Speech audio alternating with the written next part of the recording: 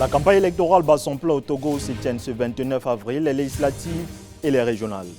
Plus de 2000 candidats engagés dans la conquête des sièges à l'Assemblée nationale vont solliciter les votes d'environ 4,2 millions d'électeurs. Ils voteront pour élire 113 députés contre 91 en 2018. Les élections régionales seront les toutes premières dans ce pays, divisées en 5 régions. Les régionales permettront d'élire 179 conseillers régionaux qui, avec les conseillers municipaux, éliront les sénateurs. Ces élections se déroulent dans un contexte tendu.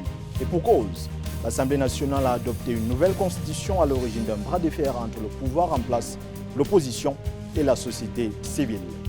Adoptée le 19 avril dernier avec 87 voix sur 87 députés présents dans une Assemblée nationale où le parti au pouvoir, l'Union pour la République, détient une forte majorité, la nouvelle constitution supprime le suffrage direct pour choisir le président de la République et crée la fonction de président du Conseil des ministres.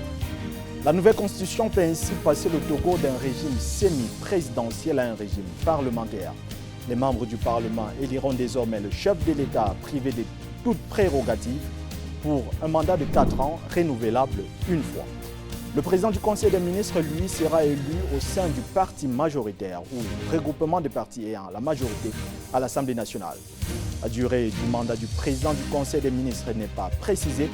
Cependant, elle serait liée à la durée de vie de la législature ou des coalitions telles qu'elles se feront au sein des 113 députés qui seront issus du scrutin de ce 29 avril. Contrairement aux élections législatives de 2018 qu'elle avait boycottées, l'opposition a décidé de se mobiliser massivement cette année dans un contexte où les manifestations prévues les 12 et 13 avril ont été interdites par les autorités. Elle ambitionne obtenir une majorité écrasante afin de restaurer la constitution semi-présidentielle de 1992. Certains dans les rangs de l'opposition soutiennent que le président actuel, Faure Gnassingbé, est arrivé au pouvoir en 2005, après son père qui a occupé la même fonction pendant près de 38 ans, essaye de se maintenir au pouvoir au-delà de 2025. Avec l'adoption de la nouvelle constitution, il viserait le poste de président du Conseil des ministres.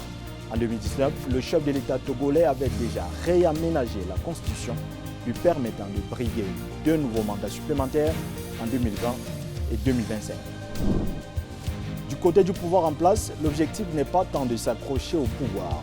Le Parti UNIR estime que c'est le moment opportun pour stabiliser le pays et atténuer les tensions souvent observées pendant les périodes électorales présidentielles. Saisi lundi par le député Géry Tama, la Cour constitutionnelle togolaise a indiqué qu'il n'y a pas lieu de statuer sur la demande.